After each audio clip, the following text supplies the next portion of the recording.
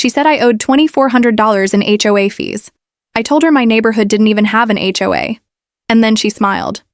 Like she already owned my home. You don't forget a smile like that. It was the kind that didn't reach the eyes. The kind you might see on someone who'd just flipped the last switch on your life, knowing full well the lights were about to go out. I was under the hood of a '72 Camaro, the kind of classic that makes you forget the world for a while, when the sound of car doors slamming interrupted everything. At first, I didn't think much of it. Collins' auto shop got steady traffic. Regulars, locals, folks who knew me by name. But this wasn't normal. There weren't just customers outside. There were 4 of them. Clipboard people. Suits. Straight. Backs. Authority oozing from their body language like they'd walked straight out of a courtroom and into my life. Leading them was a woman. Late 40s. Blazer sharp enough to cut steel. Eyes like polished glass. And a voice that hit like winter. Wind when she asked, "Are you David Collins?" I nodded, still wiping grease from my hands, trying to make sense of it. "I'm Brenda Walsh, president of the Pine Valley Community Association," she said, flashing a smile that didn't belong on a face like that. "You currently owe $2,400 in unpaid HOA dues." That was the first moment I felt the room spin, even though I was standing outside. HOA? There was no HOA here. That's why I bought the place. No politics, no paint color mandates, no monthly lawn inspections. "Ma'am, there's no HOA in this neighborhood," I said calmly. She laughed. I'll never forget that laugh. Like I just said something naive and hopeless. "Denial won't change legal reality, Mr. Collins." That's when her crew kicked into action. Photos, notes. One guy measured my grass with a ruler, like we were in some kind of dystopian boot camp. Another was inspecting the placement of my trash cans. A third wrote violation after violation on papers that looked official enough to pass as law. They ignored me like I wasn't even standing there. That's when she said it. "You have 48 hours to pay the full amount, plus a $300 late fee. If payment is not received, we'll begin legal proceedings for property seizure." My blood ran cold, and the worst part wasn't the threat. It was the way she said it, like it was a weather report. Then she added casually, "We'll also be filing complaints with the city regarding your business license and property maintenance violations. You may want to review your insurance." That's when I knew this wasn't just a con. It was a war, and it wasn't random. I was being targeted, but somewhere inside the fear, something else flickered. Instinct. Survival. I reached into my pocket and quietly hit record on my phone. She didn't notice. She was too busy delivering her performance. It might have been the smartest decision I ever made. When I asked to see the official paperwork proving her HOA existed, she waved her hand like I was being difficult. "All documentation is on file with the county. You're free to look it up." And then she left. But not before promising to return in 48 hours, with legal action. I stood there, alone again, the echo of her heels still fading from the concrete, until a soft voice from across the street cut through the silence. "Oh, David," said Ethel. Murphy, my 71-year-old neighbor, hands trembling as she walked up to me. "That woman's been going door to door. She asked me for $800 yesterday, said I was past due." I stared at her, heart pounding. "She said the same thing to you?" Ethel nodded, her eyes full of fear. And that's when the last domino in my doubt tipped over. This wasn't incompetence. This was organized, strategic, and criminal. What I didn't know then was that Brenda Walsh had perfected this con. She created fake HOAs, made them look real, and preyed on people who didn't know where to turn. But she'd just picked the wrong mechanic. And she was about to learn what happens when a man who builds engines for a living decides to build his own case and from the ground up. I rushed back inside and jumped online. County records, business filings, corporation registries. It took 15 minutes to confirm what I already suspected. There was no Pine Valley Community Association. Not in Austin. Not in Texas. Not in the entire country. Her organization didn't exist. But her threats? Very real and now very recorded. But she wasn't finished. By sunrise the next morning, a notice was glued to my garage door. Glued. Damaging the paint as it dried in place. It was bright orange and impossible to miss. Final notice. Property lion filed. My hands shook. The lies were escalating fast, so I did what anyone would do when they realize they've been pulled into a horror show they didn't sign up for. I called the police. But the officer on the line sounded like he was reading a script. Sir, unless there's a crime in progress, this sounds like a civil dispute between you and your HOA. I tried to explain there was no HOA. He sighed. Take it to court, sir. Click. Then I tried City Hall. 8 phone calls. 8 transfers. 0. Help. Code enforcement said they were backlogged. Business licensing said it wasn't their jurisdiction. The mayor's office hung up after 1 ring. By noon, I knew the truth. There was no cavalry coming, no hero on the way. But that's the thing about people like Brenda. They underestimate the quiet ones. They don't know what happens when a man's back hits the wall. They don't expect a guy with grease under his nails to outmaneuver a predator in a pantsuit. But I was done playing defense. I wasn't just going to survive this, I was going to end it. He flashed a fake badge and said my business license was under review, but I asked one question, and he walked off like the devil just called him home. By the next morning, things had already gotten worse. Brenda wasn't slowing down. She was accelerating. This wasn't just a scam, this was psychological warfare, and it was personal now. That orange lien notice glued to my garage door still hadn't come off. Not with hot water, not with a scraper. She'd used some industrial-grade adhesive, like she wanted to leave a scar. But what really rattled me wasn't the damage to the paint. It was the realization that she wasn't bluffing anymore. She was trying to break me, and then came the knock. 3 sharp raps on the shop door.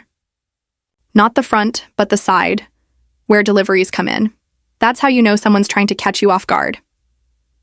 I opened it to find a man standing there in a utility jacket and cheap sunglasses. He had a badge clipped to his belt. Shiny, triangular, and obviously not regulation.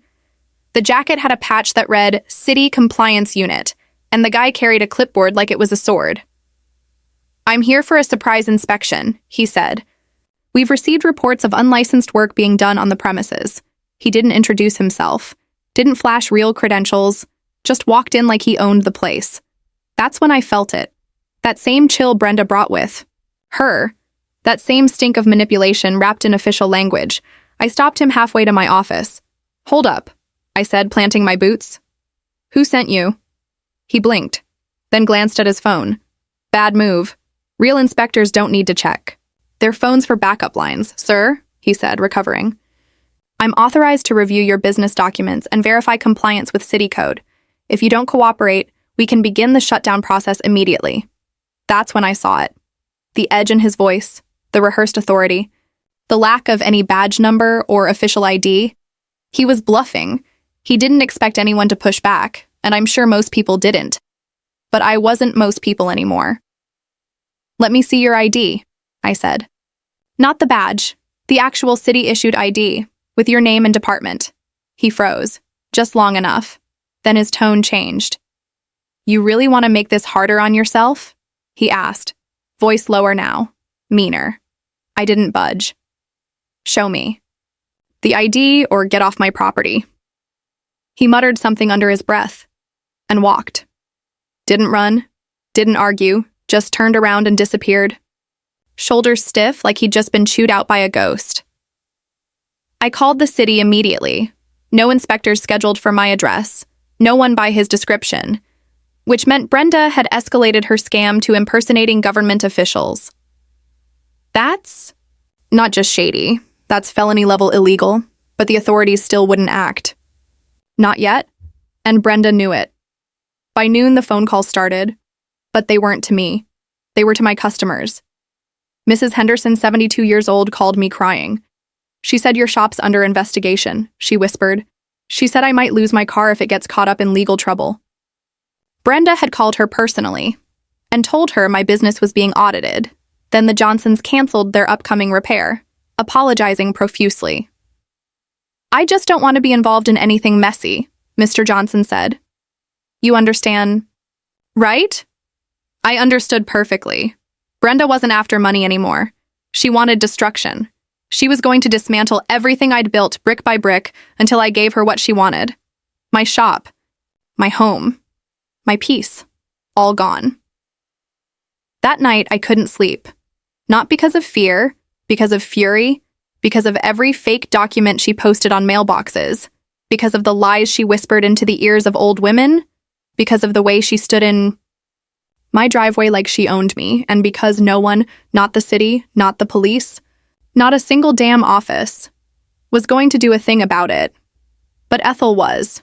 She showed up the next morning with a box of notes and a fire in her eyes I'd never seen before. "I talked to the Johnsons," she said, setting the box on my counter. "And the Petersons, and the Rodriguezes, and 5 more neighbors you don't even know yet." I stared at her, confused. "Talked about what?" "About Brenda," she said. Then she opened the box, and I saw the beginning of something remarkable. Inside were copies of their violation notices, each one typed in the same font, same seals, same language about community compliance and mandatory contributions. But each one with a different fee amount, weighed on $200 for the Rodriguezes, $3,200 for the Petersons, $800 for Ethel, $4,500 for the Johnsons, all under the name Pine Valley Community Association, an entity that didn't legally exist. "Everyone's been too scared to fight," Ethel said quietly. "They just wanted it to stop." I nodded, throat tight. "But now they know you're not backing down." She reached into her bag and pulled out a flash drive. "I printed the fake HOA website too," she said. "Got the WaitChoice data. It was registered just 30 days ago." I couldn't believe it. This sweet retired woman had basically done the work of a private investigator from her living room. "I also brought cookies," she said with a wink, "because we've got work to do." That's when the tide turned. I started recording every call, every visit, every new threat Brenda issued. I logged it, timestamped it, categorized it. She called again that week, and that's when it happened. The slip-up, the mask falling off. I'll never forget her voice, smooth, cold, cruel. "Listen," she said, thinking I wasn't recording. "I don't care if it's real or not. You're going to pay me, or I'll destroy your life. I've done it before and I know exactly how to make you beg." Boom. That was it. Right there. The words that would become her undoing. I played it for Ethel that night. She cried. But not out of fear, out of relief. "This is what we needed," she whispered. "Now we bring her down." But the real turning point, the moment that shifted everything, came with a knock. Another one, another suit. But this time, it was real. The mailman delivered it, a thick envelope, return address, county courthouse. Inside, a lawsuit. Brenda was suing me for $25,000, damages, legal fees, punitive costs, all for non-compliance with community standards. It was filled with case numbers, legal jargon, fake citations, all made to look official, all designed to do one thing: scare me. Because Brenda knew something most people don't, that even a fake lawsuit, if not answered, can win by default. She was trying to bury me, not with violence, but with paperwork, with fear, with silence. But I'd already made my decision. I was done being quiet. I was going to court, and I was going to fight her myself. Because I couldn't afford a lawyer, but I could afford to learn. I spent days at the public library, reading civil law textbooks and procedural guides like my life depended on it. Because it did. I watched court videos, took notes, practiced cross-examinations in the mirror, and when I told Ethel what I was doing, she didn't hesitate. "I spent 40 years organizing documents and babysitting bureaucrats," she said. "Let's make your evidence look bulletproof."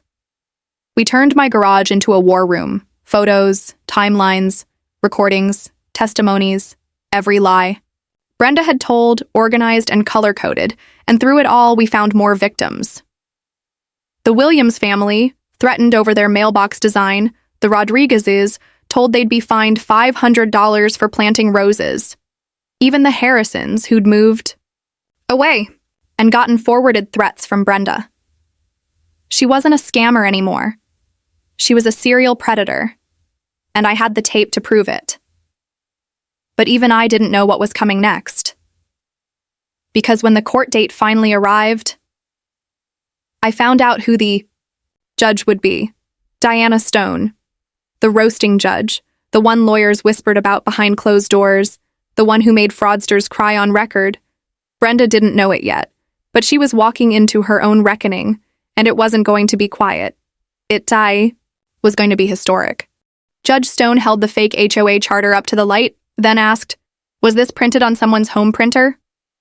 No one forgets the day they enter court for the first time, and no one forgets the moment they realize the judge already sees through the lies. But first came the waiting. The 2 weeks leading up to the trial were a pressure cooker. Brenda's lawyer reached out to me, calm, professional, but clearly uneasy.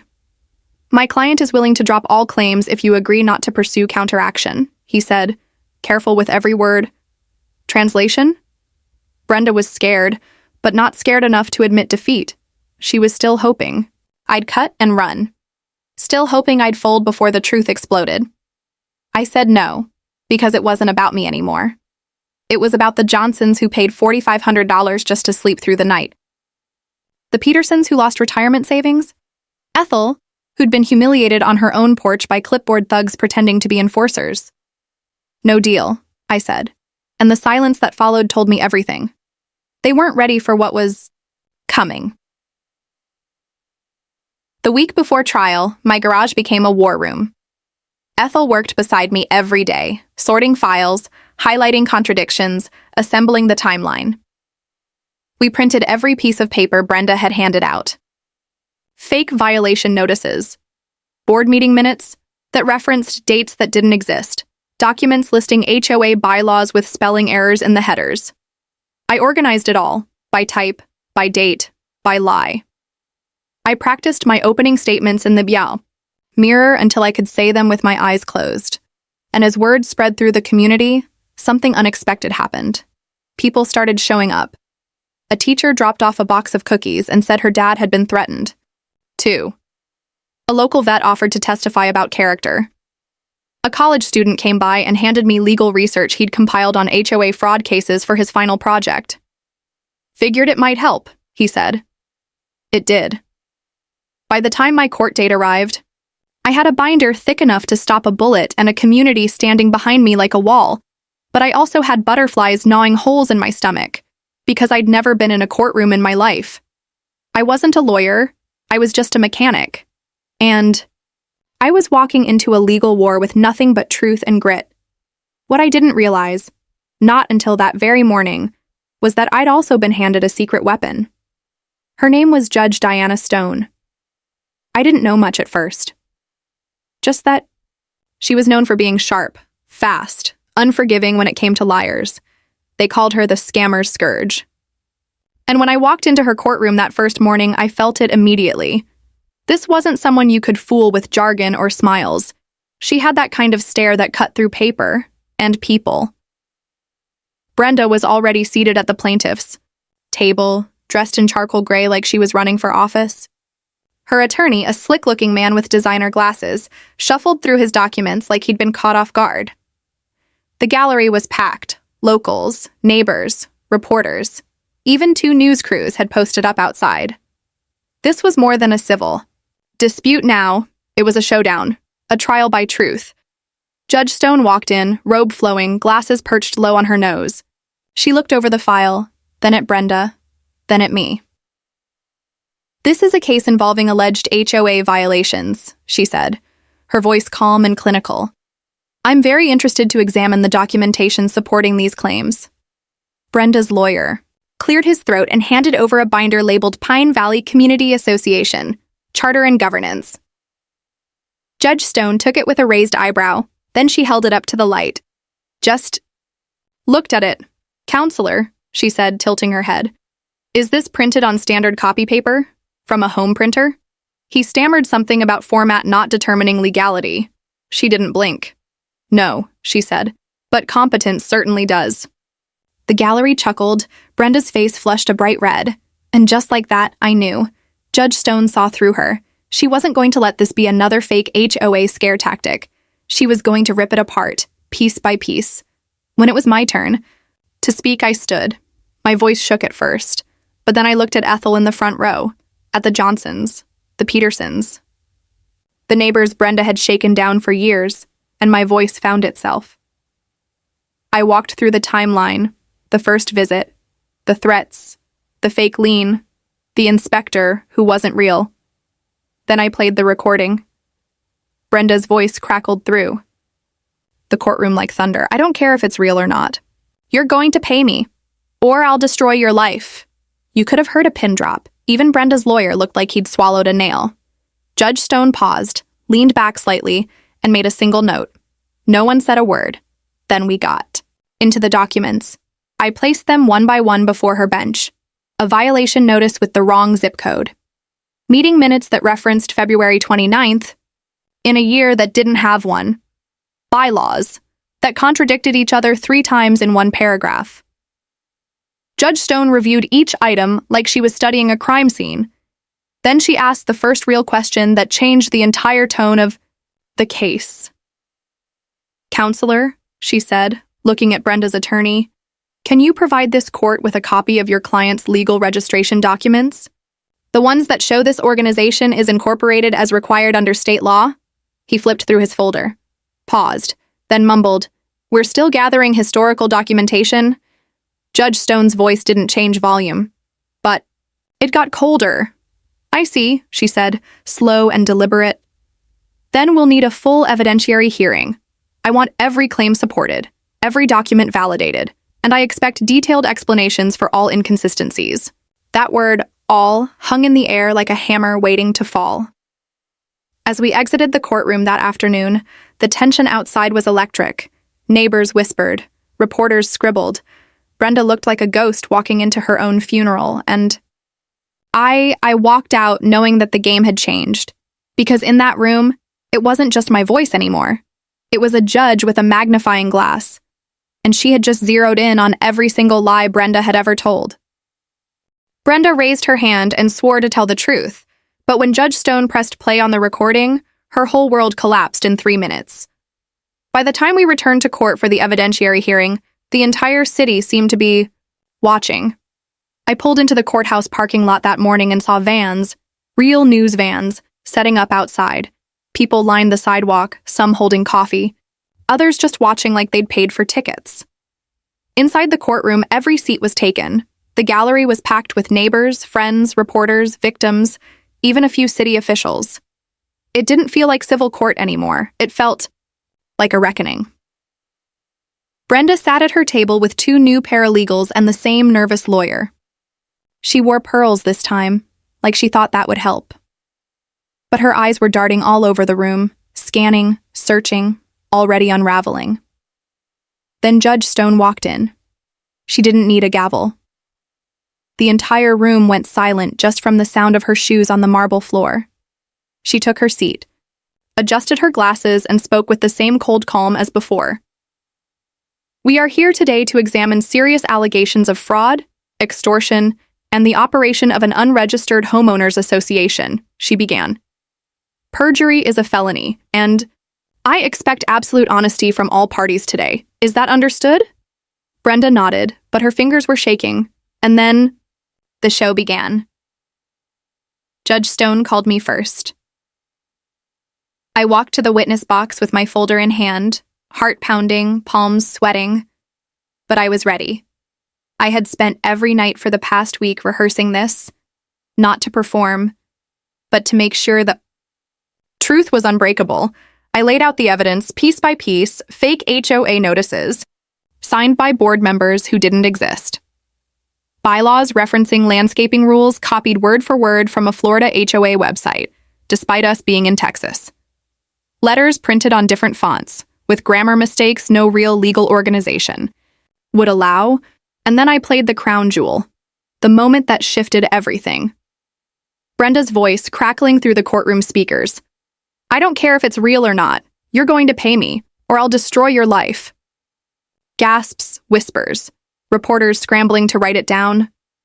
Judge Stone said nothing, just took notes silently and circled something on the paper in front of her. Brenda's lawyer objected, said the recording was out of context. Judge Stone raised a hand. The context is clear, counselor. She's threatening someone over an organization she admits may not be real. That line alone, she admits it may not be real, landed like a hammer in the courtroom. But what came next made it worse. One by one, the victims stood up to testify. The Johnsons shaking as they described Brenda's fake lien and the $4,500 they paid out of fear of losing their home. The Petersons tearing up as they explained how their retirement savings were drained. Money meant for their grandchildren, even Ethel. She stood tall at the front of the court, small but mighty, and said 6 words that nearly made me cry. She bullied the wrong neighborhood, Your Honor. And the courtroom applauded. Judge Stone allowed it, then raised her hand. Ms. Walsh, she said with a deadly softness, you'll now take the stand. It was like watching someone walk into their own grave. Brenda rose slowly, walked stiffly, to the witness chair and raised her right hand. Her voice was tight as she swore the oath. To tell the truth, the whole truth, and nothing but the truth. But she didn't understand something yet. She had just walked into a trap. Judge Stone started with simple questions. Ms. Walsh, when was the Pine Valley Community Association legally incorporated? Brenda didn't blink. In early 2022. Through Delaware. Judge Stone waited, then looked down at her papers. That's interesting, she said coolly, because my assistant has already verified that no such organization is registered in Delaware. Would you like to revise your answer? You could hear the air vanish from Brenda's lungs. I believe the paperwork is still processing, she stammered. Sometimes these things take time. The courtroom knew it was a lie. Everyone did. And Judge Stone was just getting started. She picked up one of the HOA's fake bylaws and read aloud. This section states that lawns must be maintained at 2 to 4 inches, but another section states 1 to 3 inches. Which one is correct? Brenda blinked, swallowed, said nothing.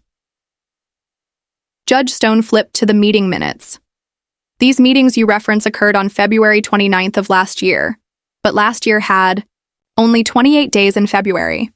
Can you explain how your board held meetings on a date that didn't exist? Brenda claimed it was a clerical error. 17 clerical errors? The judge asked. All involving fictional dates? Brenda shrugged. I didn't personally type all the documents. Did you review them? Judge Stone asked. Brenda paused. I believe so. You believe so, Judge Stone repeated, writing something down. And then came the final hammer. Ms. Walsh, the judge said, setting down her pen, have you ever admitted to anyone that this HOA was not legitimate? Brenda smiled. Thinly. No, Your Honor, never, because it is legitimate. Judge Stone nodded, then reached for the audio device on her bench. Well then, she said, you may want to listen carefully. Because we're about to hear exactly what you said. The recording played again. Clear, cold, devastating. I don't care if it's real or not, you're going to pay me, or I'll destroy your life. Gasps. Brenda's face turned white, then red, then purple. Judge Stone didn't even look up. She just said quietly, apparently you would say such a thing. And then, the courtroom exploded. Whispers, laughter, even applause. Judge Stone waited for silence, then folded her hands and said the line that would make legal history. In my 20 years on this bench, I have seen Ponzi schemes, identity theft, pyramid fraud, and everything in between.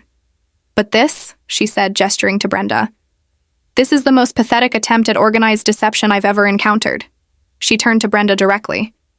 You printed fraudulent documents on your home printer.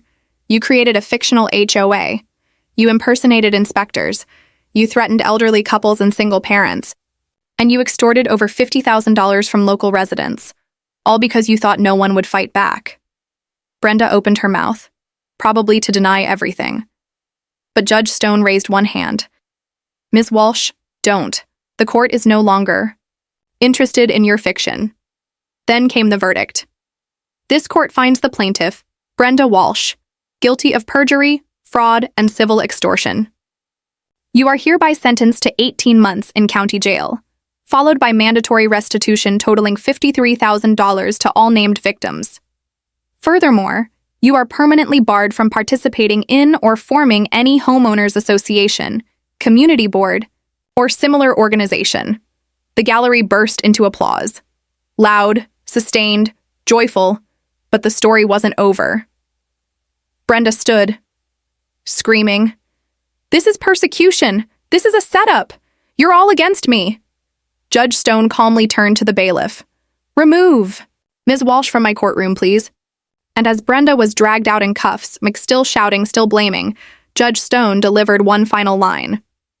Well, that was certainly more entertaining than daytime television. The courtroom erupted again, and I just stood there, stunned, exhausted, grateful. It was over. Brenda's reign of terror was finished. And the neighborhood?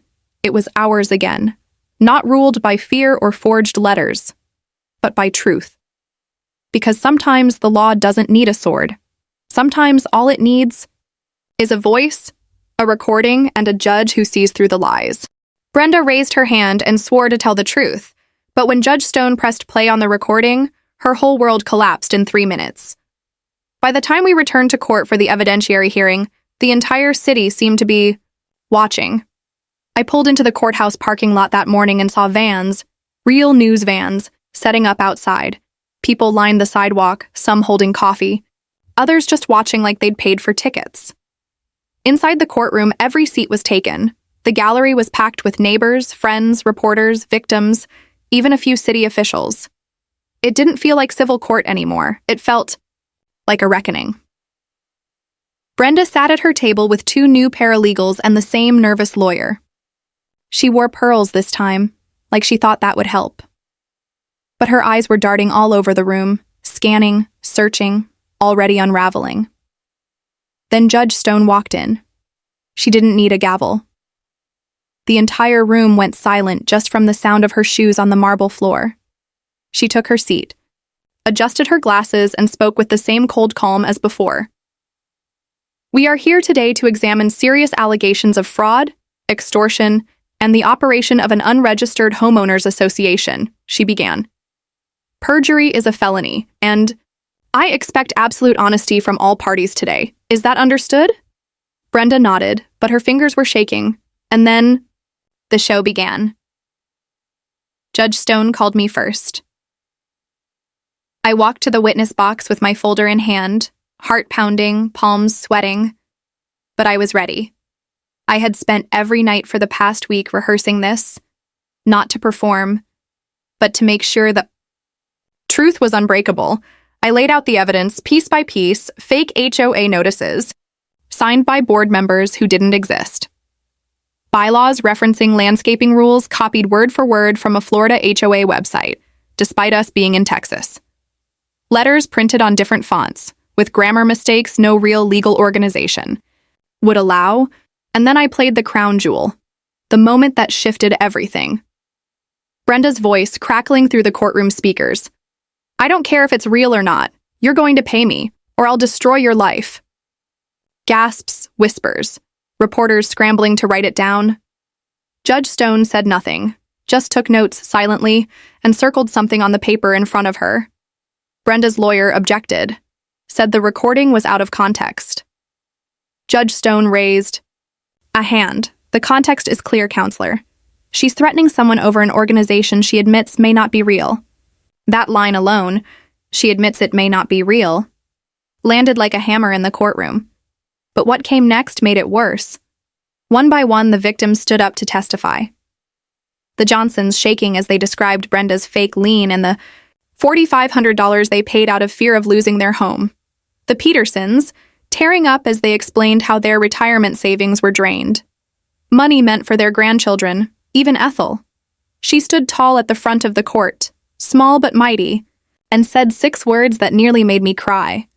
"She bullied the wrong neighborhood, Your Honor." And the courtroom applauded. Judge Stone allowed it, then raised her hand.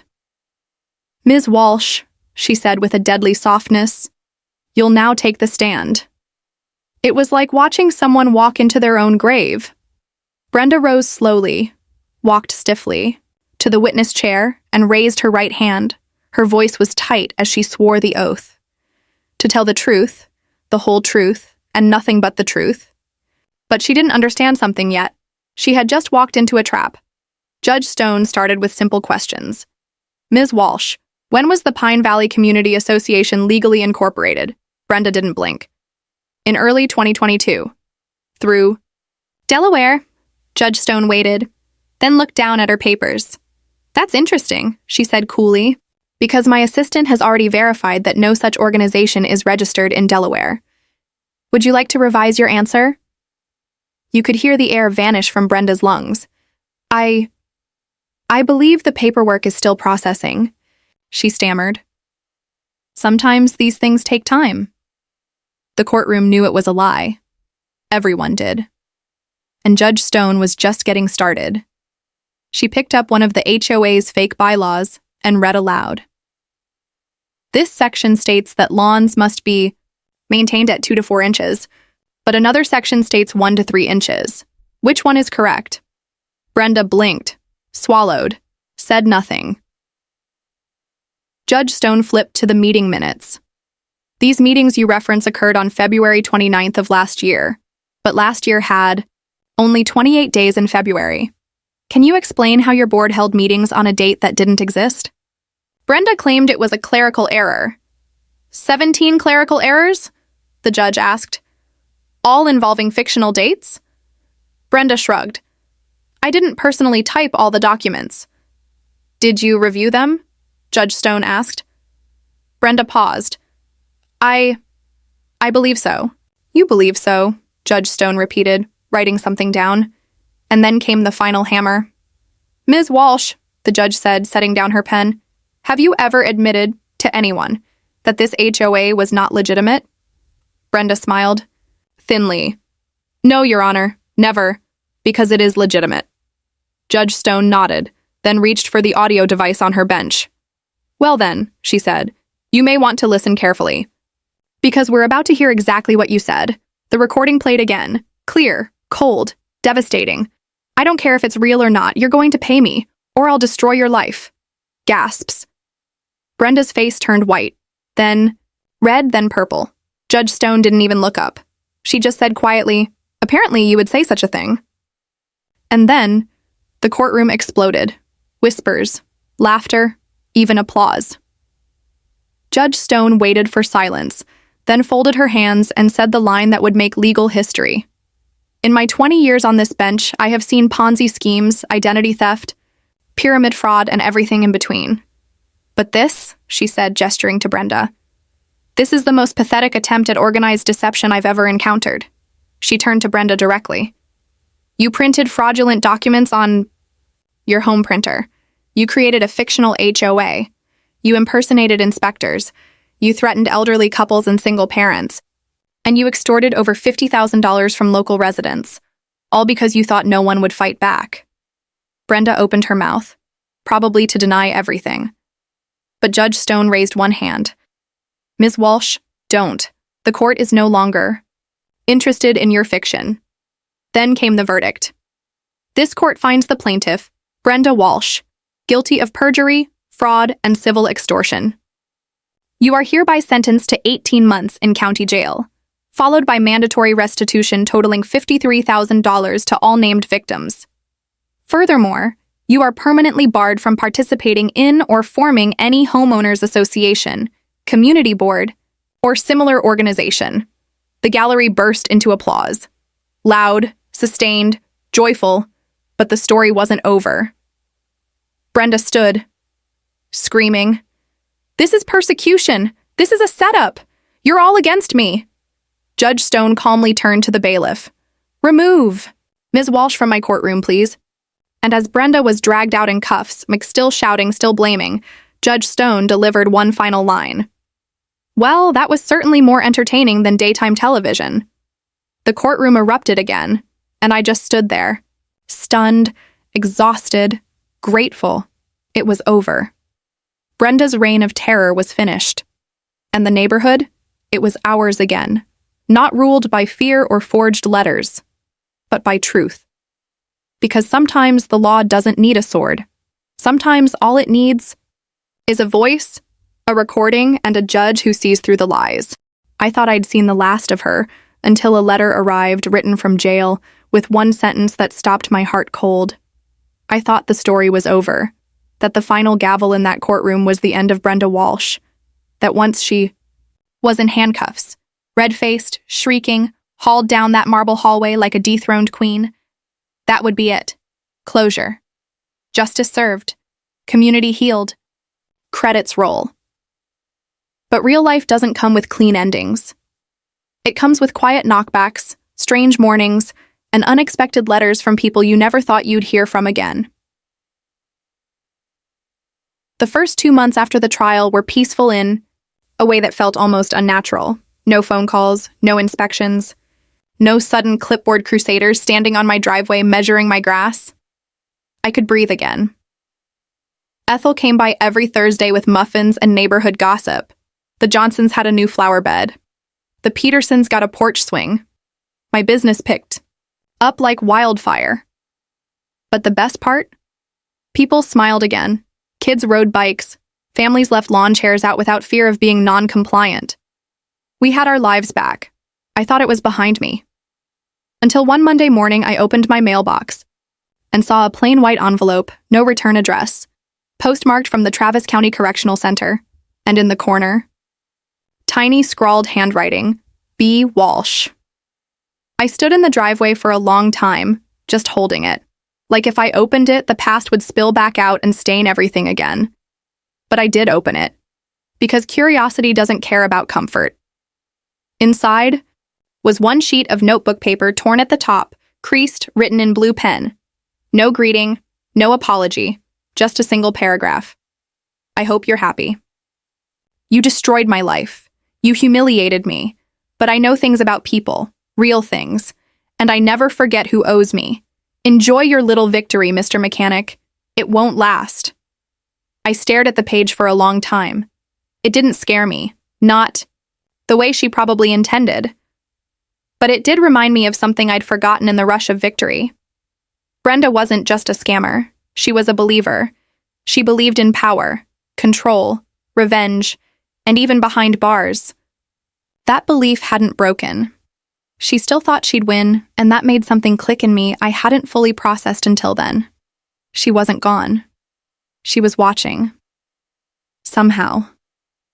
I tucked the letter into a drawer, didn't tell Ethel, didn't report it. I told myself it wasn't worth the trouble, but part of me just didn't want to see her name on any more paperwork. But the weirdness didn't stop. A week later, I got a call from Luis, the consumer protection attorney. "There's something you need to see," he said. He emailed me a news link, local, buried in the back pages. Brenda Walsh transferred from county jail to minimum security work program. The state had approved her for early reassignment to a facility that let certain inmates work supervised jobs outside the jail during the day. Trash pickup, clerical filing, administrative errands. She's still technically serving her sentence. Luis explained, but they're calling it rehabilitative labor. Budget reasons, overcrowding. I stared at the article, my hands cold on the keyboard. Brenda, the woman who forged documents, threatened children, and nearly destroyed half a neighborhood, was out in the world again. Not free, not unsupervised, but moving, breathing, plotting. Told myself she couldn't do anything, that the court had locked down her accounts, that restitution was still in place. But then Luis said something else. "She's contesting the civil restrictions." "What do you mean?" "She filed a petition claiming the lifetime ban on forming or joining an HOA violates her right to free association." My heart sank. "You're telling me she wants to start another HOA?" Luis exhaled.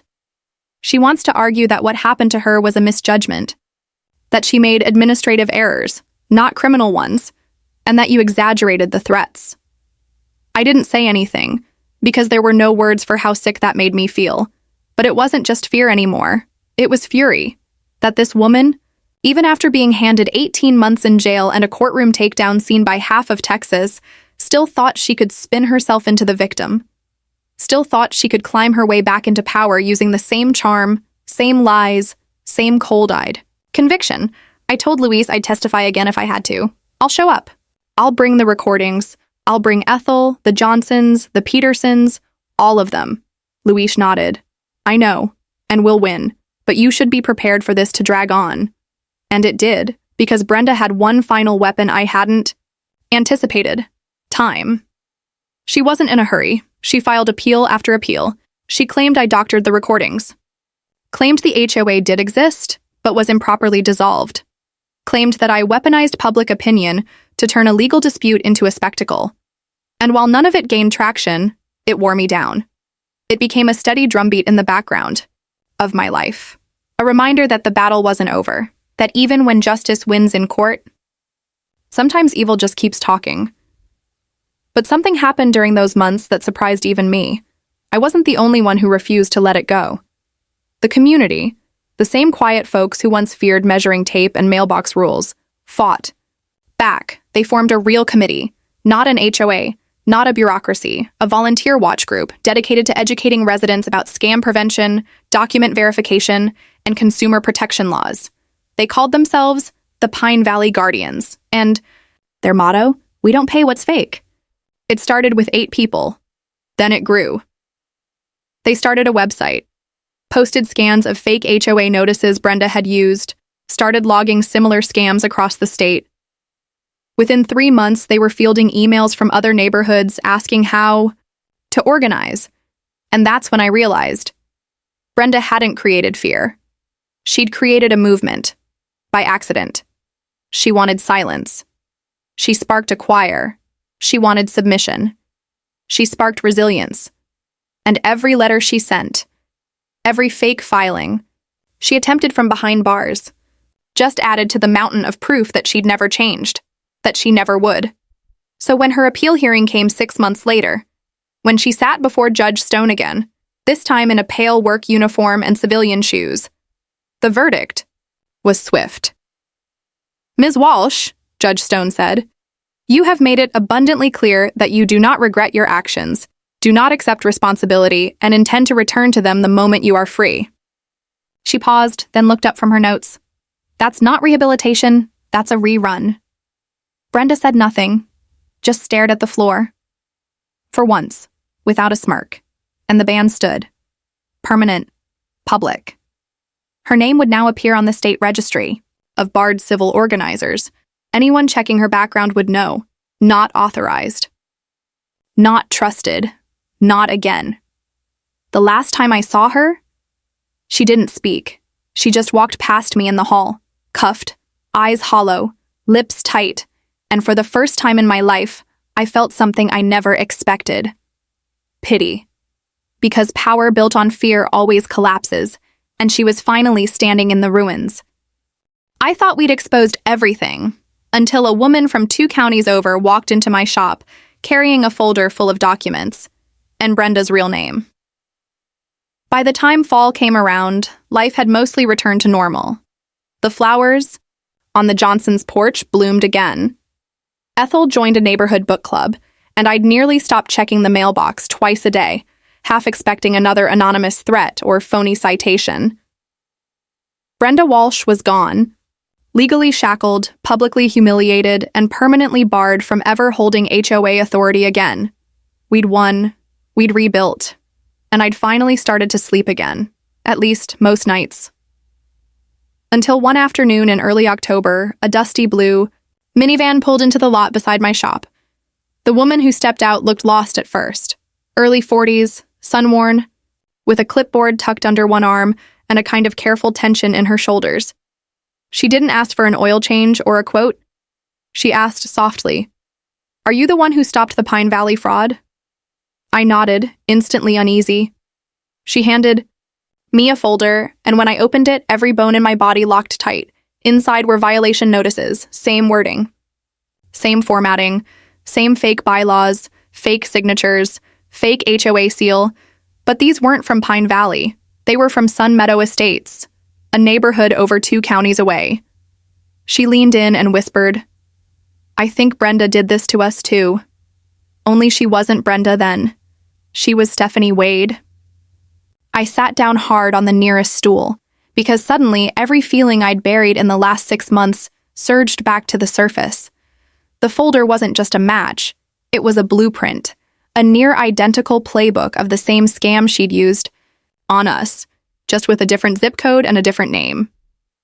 Fake notices, bogus violations, threats of liens and property seizure, even forged board minutes listing residents who didn't exist. The woman introduced herself as Claire Morrison, and over the next hour she told me everything. It started the same way. A sharply dressed woman showed up at her door, accompanied by 2 clipboard holders and a man claiming to be from the county property board. She told Claire that Sun Meadow had reinstated its HOA authority after a community vote, except no one remembered a vote. No one had ever heard of an HOA. But the paperwork looked real, the threats were intense, and before long Claire and a dozen other families were paying fees out of fear. $600 here, $1,200 there. One family paid over $7,000. After getting a notice about non-conforming solar panels, Claire's own mother had paid $900 before passing away 3 months ago. She showed me the receipt. Signed by Stephanie Wade. Same handwriting as Brenda Walsh, same signature style, same poison. Claire didn't know about our trial. Not until she stumbled across a YouTube video titled, "Fake HOA Queen Destroyed in Courtroom. Judge Sends Her to Jail in 3 Minutes." She clicked, she listened, and when she heard the voice in the recording, Brenda's voice, she froze. She threatened me with almost the exact same words. Claire whispered. I'll never forget that tone. I didn't want to believe it, but I also knew it was true. Brenda had been running multiple versions of the same scam across multiple counties under different names. She didn't just pick us. We were just the ones who fought back. Claire came to me not because I was a lawyer, but because I was proof that Brenda could be beaten. So I called Luis, told him everything. And when I showed him the documents, he sat back in stunned silence. Then he said 2 words I didn't expect. Oh no. I asked him what that meant. He opened a file and pulled up a name. Stephanie Wade. Turns out that name had come up once during discovery, on a fake business registration form linked to a now-defunct property management company. It had been dismissed as a pseudonym, a throwaway. But now we had someone real. A living witness with receipts, matching documents, and a timeline that predated our entire court case by nearly a year. Luis's expression changed as he kept flipping through the folder. This isn't just a follow-up case, he said. This could be federal. He explained that if Brenda had used multiple identities across multiple jurisdictions, involving wire fraud, document forgery, and structured extortion, she might have just crossed the threshold into federal fraud territory. I asked what that meant. Luis looked me in the eye. It means prison. Not county jail, not 6 months with time off. It means real time and no more aliases. Suddenly everything shifted, because I realized Brenda didn't just mess with the wrong neighborhood, she messed with the wrong system, one that doesn't forgive repeat offenses, especially not when those offenses involve threatening seniors, impersonating officials, and committing cross-jurisdictional fraud under false names. But there was one problem. Brenda was still locked up, and until her sentence was over, any new case couldn't technically proceed, unless we triggered it. From the outside, that's when Luis suggested something bold. Let's file a joint fraud brief, he said. You, Claire, anyone else we can find. We put it together, we package it tight, and we submit it to the state AG. So we did. Over the next 3 weeks, I helped Claire gather more victims. We found 6 more families. Each one had been approached by Stephanie and pressured into paying up, some with threats, some with phony letters, all with the same sick formula. Claire even found a copy of Sun Meadow community bylaws on a flash drive. Same grammar errors, same font, same fake signatures. When Luis submitted the full packet to the AG's office, he attached one note: ongoing. Fraud by repeat offender currently in custody, multiple identities, multi-county jurisdiction, escalating behavior, recommend full investigation. It was out of our hands after that, but the fuse had been lit. And 2 weeks later, the phone rang. It was a federal investigator. They wanted to talk, not just to Claire, but to me, because my testimony, my evidence, and my original recording weren't just relevant to my case anymore. They were now foundational proof of a pattern of criminal behavior. And when I asked what happens if they pursue it, the agent said something I'll never forget. If it's all corroborated, she won't walk free again. They said Brenda's last hearing would be routine, just paperwork. But when the judge read the final verdict, even the agents looked stunned. She wasn't walking out. Not ever. I thought I'd never set foot in another courtroom again. After everything, the fake inspections, the lawsuits, the humiliation, the battle to restore my name, I'd told myself I was done. But some fights don't end at the courthouse steps. Some keep circling back, long after you've cleaned the grease from your hands and tried to move on. That's how I found myself standing in a federal building, 7 months after I thought it was all behind me. Same jacket, same boots, same worn-out nerves. But this time, it was bigger. It wasn't just me on the stand. It was Claire Morrison, the mother from Sun Meadow Estates. It was Luis, our consumer protection attorney, now working directly with the state AG's task force. And it was Brenda Walsh, or Stephanie. Wade, depending on which version of her story you believed. Sitting in a courtroom again, wearing a suit she didn't belong in, and a face that no longer fooled anyone. Only this time, there were no smiles, no posturing, no pearl necklaces or cold stares. Brenda looked empty. Because this wasn't just civil court, this was federal fraud prosecution. And the stakes? This time, she wasn't fighting to avoid embarrassment. She was fighting to stay out of prison. The courtroom was colder than the county one. More sterile, more formal. But somehow, it felt even heavier. Because everyone in that room knew this was the last stop on a long, winding road that started with a fake clipboard and ended with criminal conspiracy charges. Brenda's file was thicker than a Bible. Over 240 pages. Evidence, transcripts, victim statements, cross-reference timelines of her fraud across 4 different neighborhoods in 3 counties. And right at the top, my original recording. I don't care if it's real or not. You're going to pay me, or I'll destroy your life. Those words had started it all, and now they were going to finish it. The prosecution laid it all out like clockwork.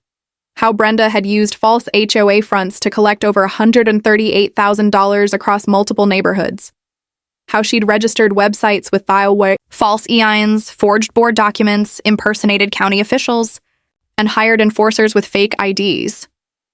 How she'd threatened elderly homeowners with property seizure and legal ruin, knowing full well there were no laws backing her threats, and how, even after conviction, she tried to re-enter the same system, under a new name. They played the recording again, watched the jury flinch at her words, then they introduced Claire, and when she took the stand, something changed. This wasn't just about money anymore. It was about grief, about her mother, who'd handed over her last savings to make the harassment stop. Claire's voice trembled when she held up the receipt. $900, she said. That's what peace cost her. Even Brenda's attorney couldn't look her in the eye. I was next. I kept it short. Told them I wasn't a lawyer. Told them I was a mechanic. And then I told them the story, the one you've heard, of how one fake notice nearly cost me my home, my business, and my sanity. And when I finished, the prosecutor asked a simple question. If she walked out today, what would you be afraid of? I didn't hesitate. Someone else walking into their driveway and seeing that same woman with a clipboard. And that was all I had to say. Brenda didn't speak. She didn't testify. She didn't cry. She just sat there, clutching her notes like they were life preservers. But when her lawyer stood for the defense, you could feel the shift. He didn't try to deny the evidence. He didn't call witnesses. He just leaned on one argument. She's already served time. This is a duplication of punishment. She deserves a second chance. But Judge Amber Roy, a woman just as sharp as Judge Stone, only quieter, shook her head once and said, no, she had a second chance. She chose a new name instead.